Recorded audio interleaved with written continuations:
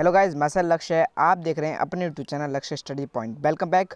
और आपको बता दूं, मैं ये पार्ट 3 है और part first and part second की वीडियो पहले बन चुकी है। लिंक डिस्क्रिप्शन में जाके देखो पहले उनको, ठीक है। उसके बाद इस वीडियो पाना, क्योंकि वहाँ पे अच्छे अच्छे कॉन्सेप्ट आपको दिखाए गए हैं। तो स्टार्ट करते हैं वीडियो।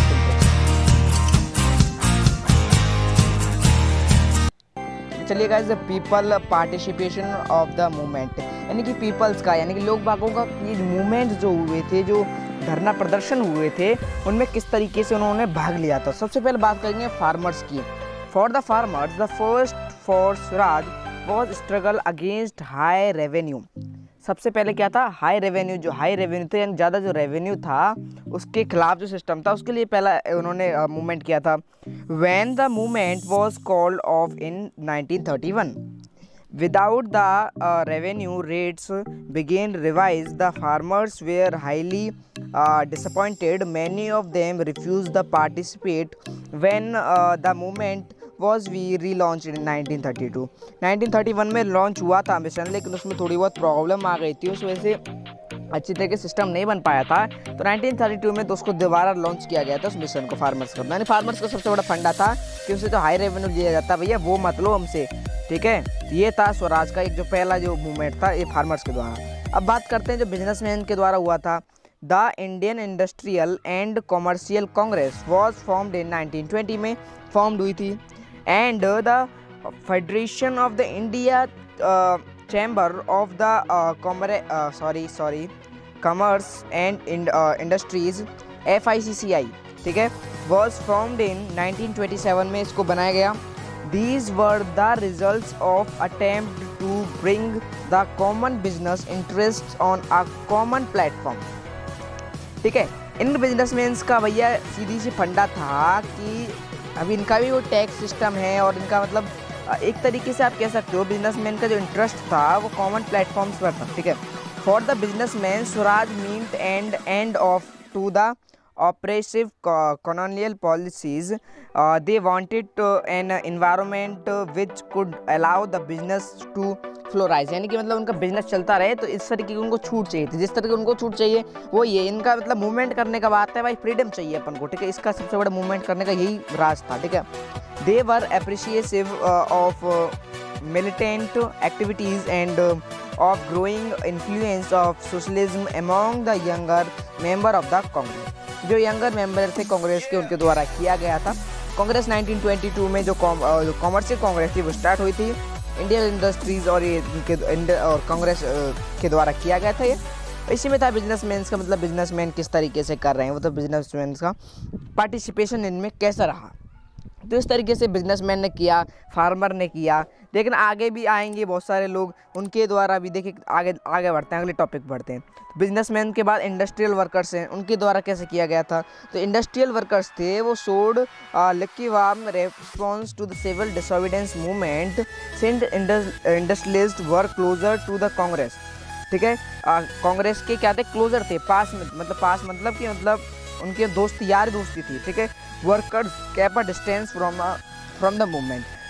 जो वर्कर्स थे उन्होंने डिस्टेंस बनाए रखी इस मूवमेंट से, क्योंकि अगर यार मतलब मान लो आपकी मतलब वो भी अगर उस मूवमेंट में चले गए तो यार वैसे ही वो गरीब आदमी है, कहाँ से खाएंगे कहाँ से पिएंगे, तो इसलिए उन्होंने सोचा ज़्यादातर दूरी रहने की।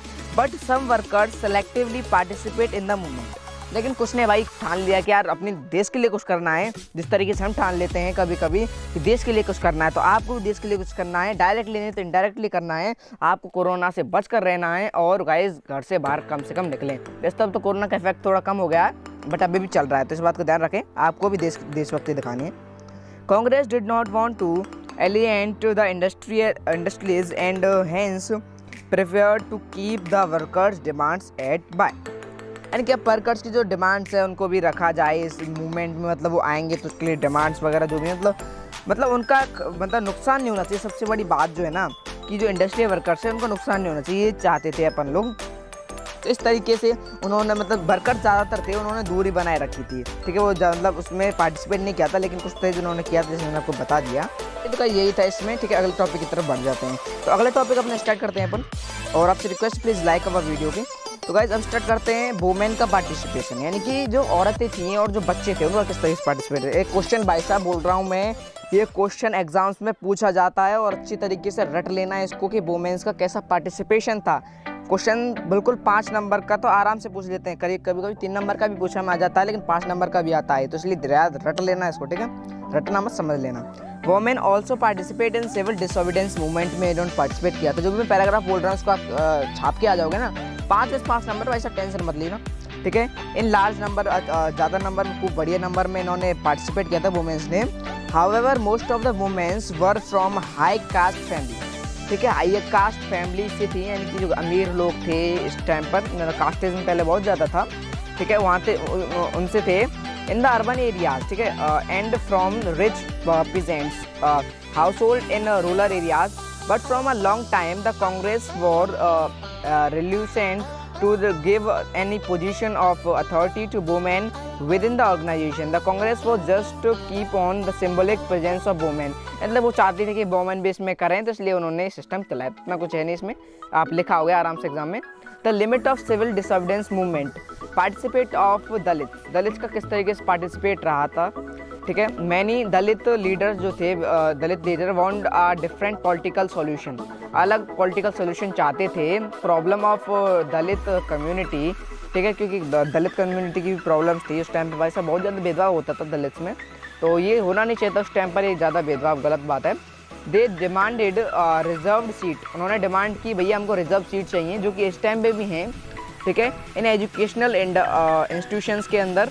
एंड सेपरेट हमको इलेक्ट्रोरेट फॉर दलित के लिए अलग इलेक्ट्रोरेट चाहिए। और Dalit participate in civil disobedience movement was as limited, यानी कि कुछ ही लोगों ने किया था। अब guys doctor Bhimrao Ambedkar organise the Dalits into the depressed classes association in 1930।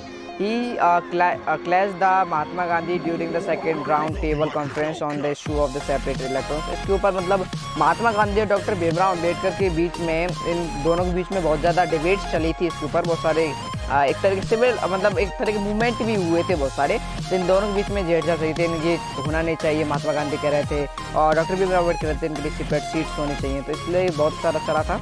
चलिए आगे बढ़ते हैं। अब मुस्लिम्स का किस तरीके से पार्टिसिपेशन रहा था after the decline of non cooperation Khilafat movement, इसके बाद में a large section of Muslim becomes the alienated from the Congress from the mid 1920s, ठीक है। अब मिड 1920s की बात चल रही है। The Congress was more visibly associated with the Hindu religious nationalist groups. Mohammad Ali Jinnah was an important leader of the Muslim League. He was willing to give up the demands for separate electorate, but he wanted to receive seats for Muslims in the central assembly में इनको भी receive seat चाहिए थी, तो वही जितना जो भी डॉक्टर भीमराव अम्बेडकर ने किया था वही इनकी भी डिमांड्स कुछ कुछ रही थी। अब है guys the sense of collective blogging, बहुत वीडियो बड़ी हो सकती है आज, पहली शायद वीडियो मेरी जो सबसे बड़ी होगी आज की। The sense of collective blogging, nationalist spreads when a people begin to believe that they are all parts of the same nation, when they discover some unity that binds them together। यानी कि जो nationalism जो था spread हुआ peoples में, और उन्होंने believe था कि भाई हम एक ही नेशन के पार्ट हैं, ठीक है, तो हमको मिलजुल कर रहना चाहिए, एक साथ रहना चाहिए। The united struggle for the independence have been building the sense of the collective blogging, ठीक है, कलेक्टिव यानी कि एक साथ रहना और एक साथ मिलकर करना, विरोध करना, ठीक है। Additionally a variety of cultural process also capture the spirit of the nationalism, तो यही था मतलब इसमें। चलिए आगे अगले टॉपिक पढ़ते हैं। National depicted in image, the identity of nation is most often symbolised in a figure और image with which people can identify the nation. The image of Bharat Mata was the pictorial response for the motherland, यानी कि भारत माता है। अब ये क्या है, तो नहीं भारत एक कोई माता हो, बहुत कोई हो जिस तरीके से, ऐसा कुछ नहीं गाइस इसमें है कि भारत माता इस तरह पिक्चरल फॉर्म है अपना, जिसमें कि अपन देखें तो मतलब एक तरीके से अपन को दिखाया गया कि यार हमको इसके भारत माता की तरफ इमेज मतलब कर रखना चाहिए अपना लगा, ठीक है। Vande Mataram the national song was written by Bankim Chandra Chatterjee के द्वारा लिखा गया था 1970 में। This was the song during the Swadesh movement जो बंगाल में होता उस टाइम पे लिखा गया था। ठीक है, अलग अलग जो आर्टिस्ट थे उन्होंने अलग अलग मूवमेंट मतलब अलग अलग सिस्टम बनाए, जैसे आप देख पा रहे हैं वंदे मातरम लिखा था। अब है folklorists. Many nationalist leaders took help of folk tales to spread the idea of nationalism.